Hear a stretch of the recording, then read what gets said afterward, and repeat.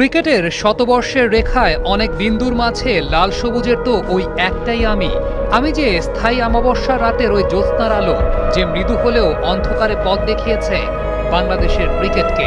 আমি যে বর্ষার বাতাসে মুকুলিত বসন্ত, আমি ক্রিকেটের পংক্তিমালায় নতুন এক মাত্রা। আমার নাম সাকিব আল হাসান। আমি বাংলাদেশের ক্রিকেটের সূর্যোদয়। বাংলাদেশের ক্রিকেট যদি একটা কাব্যগ্রন্থ হয় তাহলে এর সনেট বা চতুর্দশপদী সাকিব আল হাসান। কবি যা রচনা করেন তাই কবিতা, সাকিব যা দিয়েছেন তাই বাংলাদেশের ক্রিকেট। ক্রিকেটে লাল সবুজের ব্র্যান্ডিং এর বিশ্বায়নের শুরুটা তার মাধ্যমেই।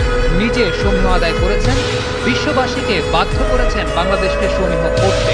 বিদেশ বিভ্রে ঘুরতে যাওয়া পর্যটক যখন নিজের দেশের পরিচয় দেয়, ওপাশ থেকে লাল সবুজের এই দেশটার বিজ্ঞাপনে তাকেও শুনতে হয় সাকিব আল হাসানের কথা।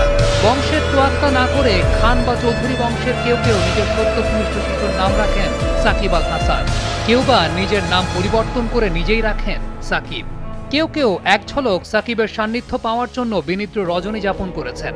আবার কেউ বা সাকিবের ব্যাটিং দেখবে বলে স্কুল ফাঁকি দিয়ে পিঠে মানচিত্র এঁকেছে। ক্রিকেট বিশ্বে বাংলাদেশের মানচিত্রটাকে দাম বাড়িয়েছে সাকিব। এদেশের তরুণ প্রজন্ম তাকে অনুসরণ করে, অনুকরণ করে। জীবনের শেষ দিন গুনতে থাকা বুড়ো দাদু নাতিকে মাথায় হাত দিয়ে আদর করে বলে, আমার নাতিটা যেন সাকিব আল হাসানের মতো হয়।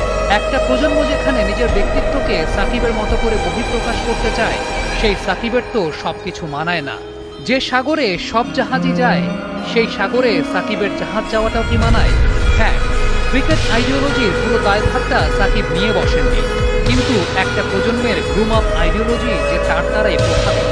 যে মানুষটা সর্বোচ্চ আনন্দের উৎস, সেই মানুষটাকে বিতর্কে দেখতে চান কজনা। ব্যাপারটা হয়তোবা সাকিব আল হাসান নিজেও বোঝেন দেখেই ফিরে এসেছেন।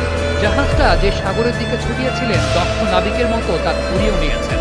এই দেশে গর্ব করার মতো অনেক কিছুই আছে, সেই সাথে এই দেশে একটা সাকিব আল হাসানও আছে।